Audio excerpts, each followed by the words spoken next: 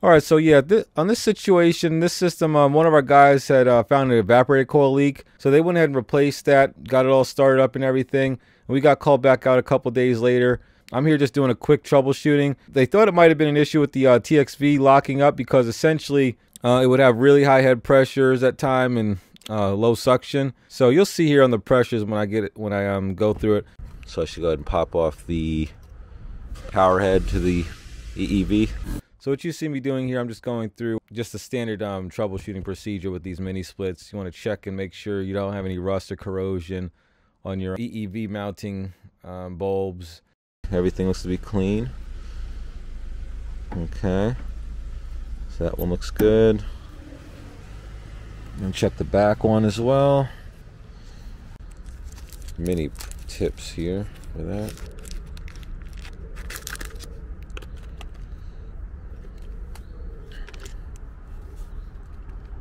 We're going to ohm out the expansion valve. So red is common on this one. Let's see. Alright, so that's going to be the red one for the front. EEV. Pop that off the board like such. Red is going to be our common. We're checking for resistance between each leg.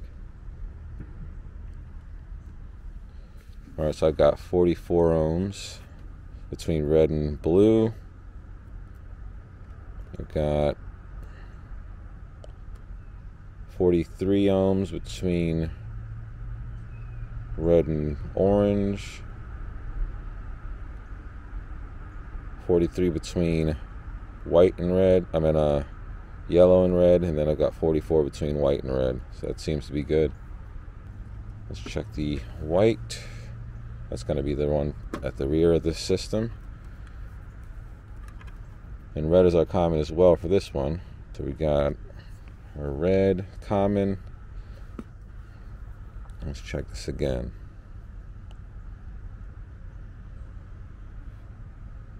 $43 ohms. 43.6 ohms between the red and blue.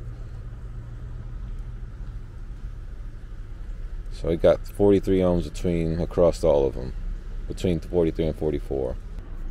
Okay, so that's going to be a high voltage reversing valve connector there.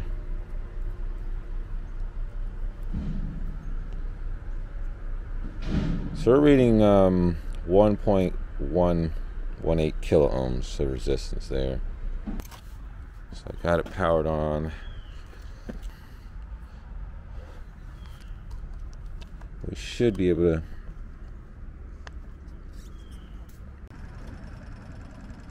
alright, there's the second one. Perfect. So you heard them both clicking, ticking. That's essentially opening it up all the way and closing it back down. So we're gonna go ahead and put it in cooling mode. Cool, temperature adjust. I probably should put my gauge on it first, shouldn't I? Let me do that actually. So we're just gonna hook our gauges up real quick.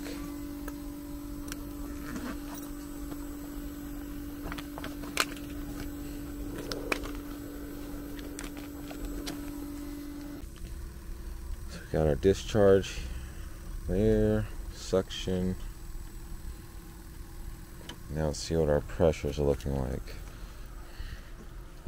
Okay, so we've got 31 psi on the low side, 56 psi on the high side, which doesn't look very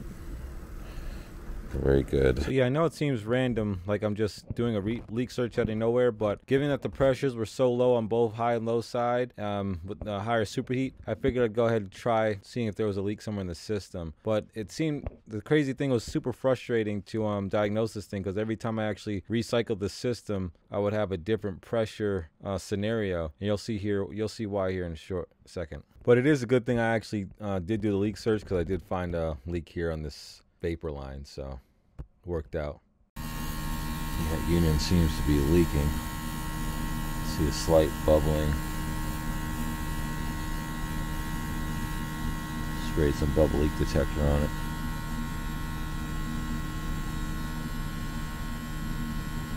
probably didn't show up on heating mode, on cooling mode, but you can see it pretty prominently on heating mode. So you've got 40 psi on the low side, 205 on the high side. Got 70 degrees superheat. Okay, so we got 407, almost 470 psi on the high side here in heat mode. 136 on the low side, yeah. So we definitely have got some sort of restriction, just due to the fact that heating mode we got crazy high head pressure, almost 500 psi. We're almost off the charts. Cooling mode we've got really low. I'm gonna let this run max out, and then I'm gonna see if it might. It's not gonna clear it. Yeah, 510. Doesn't sound too hot. I'm sure our amp draws off the charts as well. Check our amps.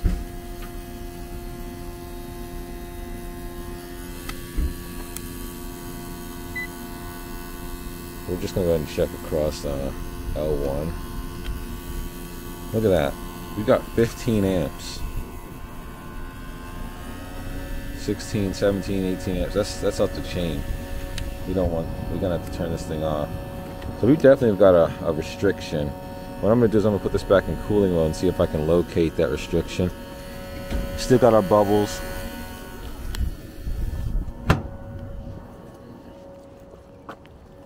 Let me see what our pressures are looking like. Still. Oh yeah, 550. We're off the charts with it. So I found something interesting in heating mode here. You follow the circuit. Let's just take a shortcut. We got our discharge. We see here coming from a reversing valve, goes off the right side of the reversing valve, comes up through here, feeds down through here, through the indoor coil, back out of the indoor coil into here, this expansion line. Now, as we can see, I've got my temperature clamp right here coming right as it's feeding in. You've got that reading 76 degrees. Okay, right here. So now if I go to the other side of that, it's just the strainer. There should be no metering here. So on the other side of the strainer, look, we've got there 69. So we've got a temperature drop, thus a pressure drop. So let's see it again, 69. Move it to the top, the other side of the strainer. 81, 82. There's our issue. We got a restriction there, right on that strainer. And just so you can see, I want to make sure you can see what I'm dealing with. Check the temperature on this side of the strainer. Check it on this side of the strainer. You can feel it with your bare hands. You got a temperature drop. There shouldn't be a drop there. Okay. I'm just going to go ahead and use both probes so you can see the differential.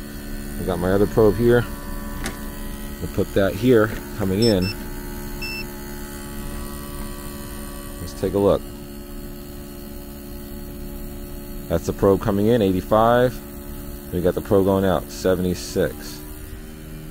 Got a 10 degrees drop. So as you can see, I'm checking to see if this pressure is elevated in comparison to the true discharge, and it's not. We've got about the same. They're both matching. But I still do have that about 15 degree temperature drop across that strainer. Okay. Now I'm going to check on the other side of the TXV. Alright, so I'm on the other side of the TXV. We got 73 and 72, so there's no drop across those strainers. Okay, let's just check the total.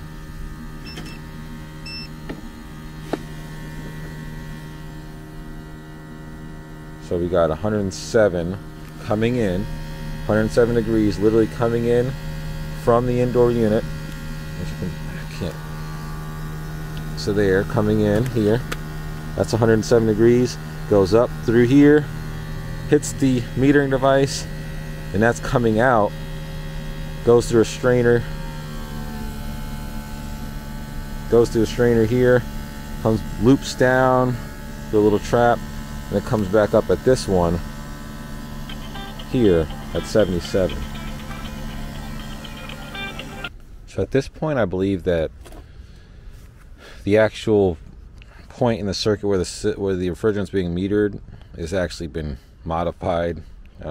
Just due to, I think there's going to be a kink in this actual expansion line, the small line, because I checked both dryers. Both expansion valves, and there's no drop across any of them. Matter of fact, this line runs at about 80 degrees when this should be actually an expansion line. This should actually be cold, and it technically should be colder than this thick line. I know it's kind of backwards, but this is actually like, imagine this is going to be a part of your evaporator coil, this whole expansion line here. So the fact that this line is so warm and these metering devices aren't having any difference in temperature across them, the system is trying to compensate for that restriction. So it's feeding 100% flow through this, even this expansion line, and it's being metered. And I can show you how I know that. So as you can see, this line right here, which is the expansion line, it's literally, as you can read it here, 70 degrees. This line should be colder than this line here, which is 68. Okay. Same temperature right now. What I'm going to do is I'm going to check the indoor. I'm going to check the temperature of this expansion line inside before it hits the evaporator coil. So let's see here. So what I've got here, I've got my surface probe, fluke surface probe. I'm just using, I can't get my actual, sucks, I can't get my temperature probe up in there. It's too tight, as you can see. But all I'm doing is I'm just going to go ahead and check the temperature. And this is being interrupted by the spring, the little spring coil that's over it. Take a look at that temp. 1 degree. It's showing 3 degrees. So we're restricted in that line. 7 degrees Fahrenheit. And you could feel it. So the outdoor temperature is 66, and that's, the indoor is 7. There you go. Problem solved. Okay, so you can see our pressures are a lot better. That restriction's been worked out a bit. So you can see we got 31 degree saturation.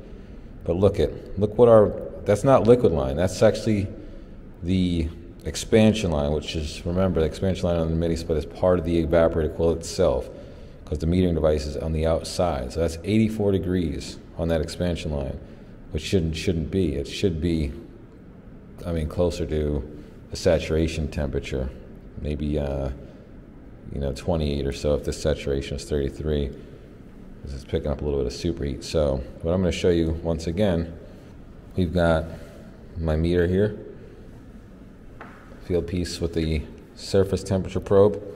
I'm going to once again put that probe on the expansion line, not the big line, not this one here. No, the one that's got the little spring on it, the spring coil thing. All right.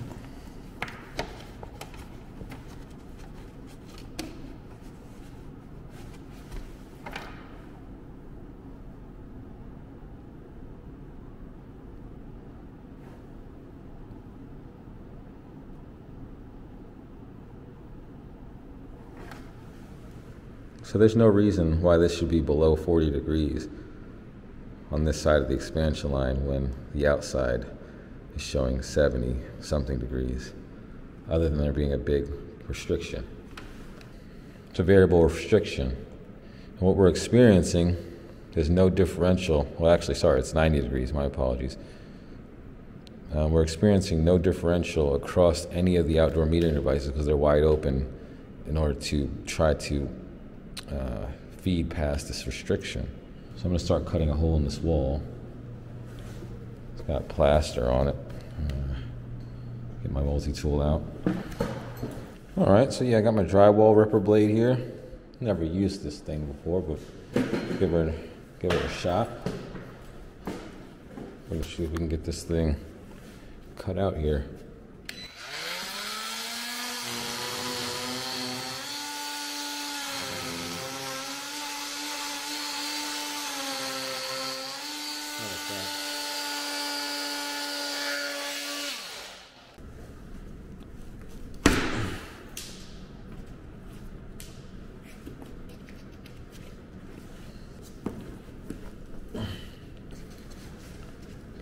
Just making sure we got some space there.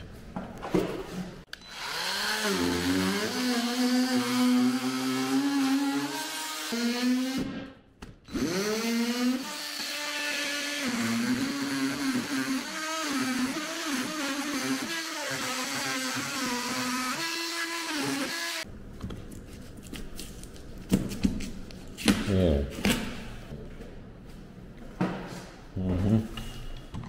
All right, so we see we got this wall cut out. What I'm going to do now is just use my probes. I can feel with my, just bare senses that it's warm directly before the union. I don't know if you can see there's a union there. And then right after the union, it's cold. So that's where our restriction is. So I'm going to put one probe here before, locked in. One directly after. Come on. Watch this.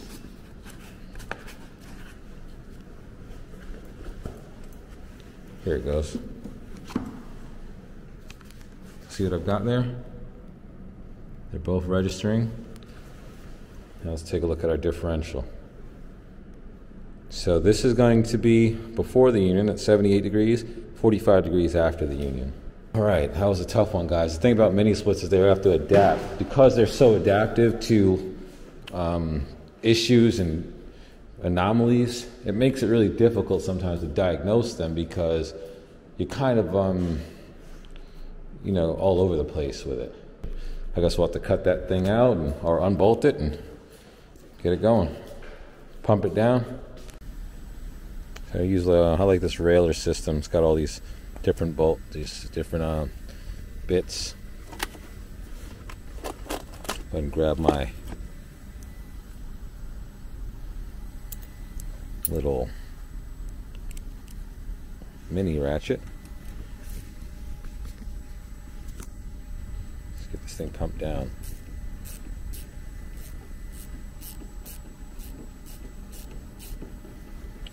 Like that. Let's get this side going as well first.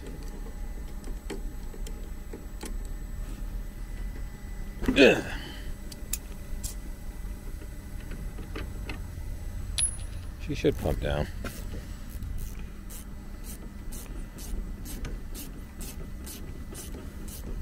Let's look at our pressures here. Oh, we need a little bit more headway in there.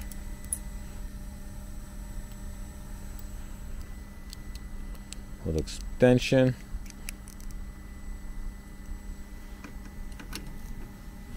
There she goes. Let's see here. Nice. Pressures are dropping.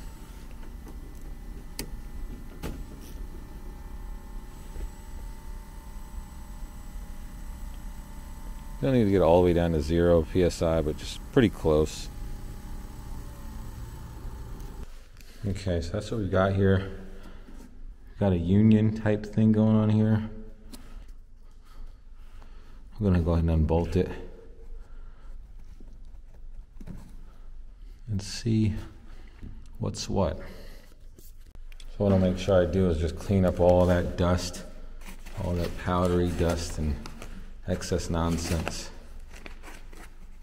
That way I'm not basically contaminating anything. But yeah, I want to see what's going on in there. Okay, we're just going to go ahead and clean all that off. Get that as clean as possible, that way it's not introducing any foreign materials into the circuit.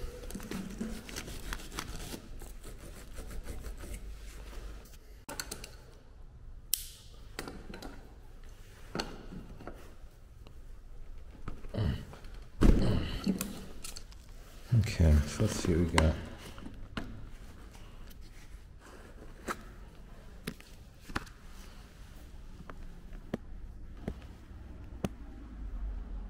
Can't really see anything there. What about this side? What I'm going to do is cover this up. Support with some tape, so we're not dropping drywall and stuff down in there. Okay, so we've got some electrical tape. Let's cover that up. Okay, so we didn't see anything here.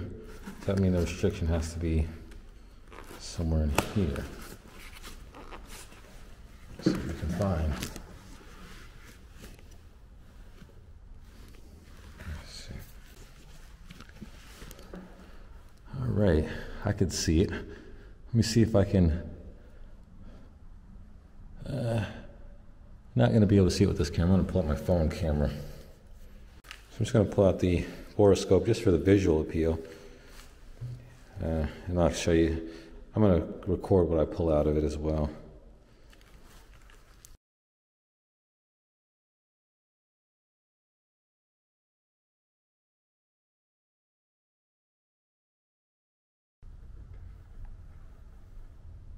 Oh yeah, I feel it.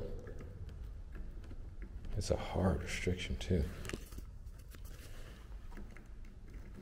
Look at that. Look at that debris. It's just sand. It's gonna fall out in my hand. Watch this.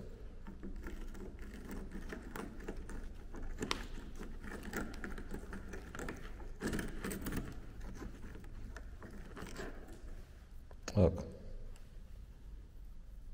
It's got sand kicked up in there.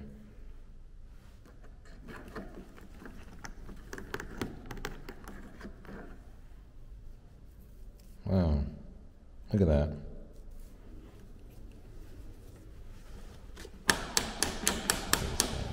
I'm gonna blow it out with some nitrogen. Blow it from this line here. Here we go. Got it set to test.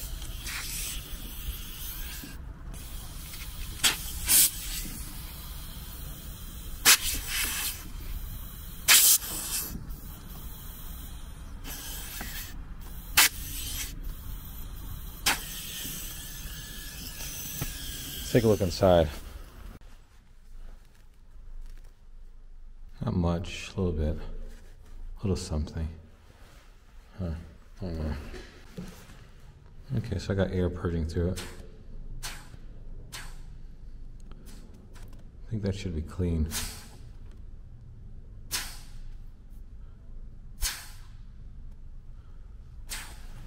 Should be good.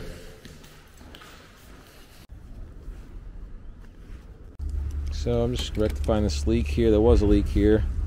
Tightening it up. Don't go too crazy. I put some Nylog on it as well. I'm just going to do a quick nitrogen test on the sucker. Let's see what our pressures are standing. Blast it from this side as well with nitrogen, just to ensure we got it on both. Okay, so we got it blown out from both sides. Now I'm gonna go ahead and add some Nylog here. I've already added Nylog to the outdoor. I love this stuff, man. It creates such a beautiful seal. Nice viscosity. You don't have to go crazy with it either. Just put just enough on there. They say don't do it on the threads, so sometimes I do, I'm not gonna lie, but as long as you tighten it tight in a super tight, you know, within spec, but Yeah, kind of tight. It definitely. It's not terrible to do it to the threads. So we're gonna see if we can get this thing back unified. I'll probably left myself a bit more space. But whatever. Okay, I'm feeling good about that. Okay, so we got about 250 psi nitrogen on this thing. As you can see, I'm going to go ahead and do some bubble leak to checks and make sure she's rocking.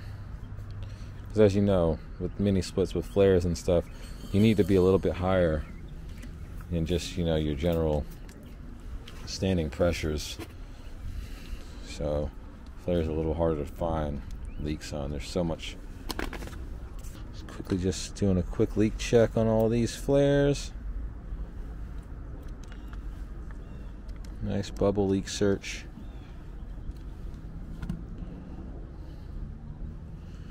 See anything bubbling up?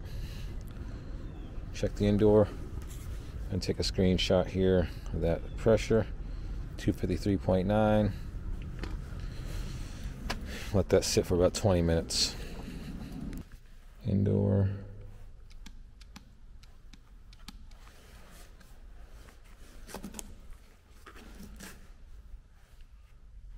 Looking good so far.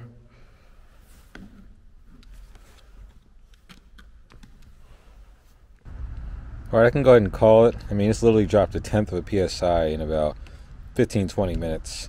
Plus all my, you know, as you can see, there's not one bubble standing on any of those flares. So I'm gonna go ahead and call it. Good to go. I'm gonna go ahead and pull the pressure, throw a vacuum, micron gauge, and get this thing fired up. Alright, so we got it on vac. I know this is not the accurate micron pull, but 2500 is what we're reading, so at least it's showing we're getting something. Like I said, if we were to shut this valve off, you'll see it fly up. Not that crazy. It's actually pretty close. Just gonna go ahead and let her ride. Alright, so we're reading 172 microns. I'm going to cut that valve off here. This valve. See how high she climbs. Let it stabilize. If we stay below 500, I'm satisfied. Let it sit for a few minutes. Looks good.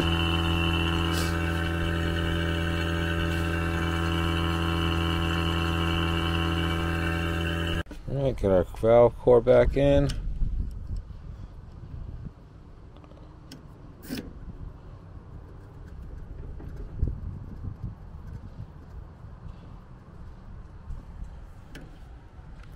I went ahead and put the smallest amount of charge in there, just to basically get our pressures.